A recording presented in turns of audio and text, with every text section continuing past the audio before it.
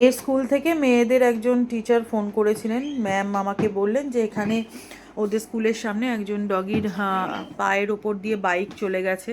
তো তারপরে আমি গিয়ে দেখলাম এটা আমার আদ্দারই ভাই। তো দেখলাম পাটা ভালো করে, পাটা ভাঙেনি কিন্তু প্রচণ্ড ব্যথা লেগেছে, পাটা ফুলে গেছে। ভাঙলে ও অসহ্য যন্ত্রণায় ছটফট করতো।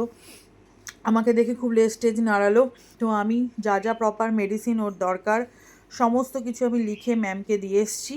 এবং আমি একটা ওষুধে এবং একটা মেডিসিনের দাম 500 ছিল, সেটা আমি ম্যামকে দিয়ে এসেছি। আর বাকি দুটো মেডিসিন ম্যাম নিজে কিনে দিয়েছেন। তো 3টে ওষুধই ওর কিনে ফুলের দোকানের বোনের হাতে দিয়ে দেওয়া হয়েছে। বোন দায়িত্ব নিয়ে খাইয়ে দেবে। বোন ওদেরকে দেখে, বাচ্চাগুলোকে ওরা দেখাশোনা যেহেতু করে। তো আমি খুব মাথায় হাত টাত বুলিয়ে দিয়ে এসেছি। আর আমি তো স্কুলে যাবই নেক্সট দিন থেকে।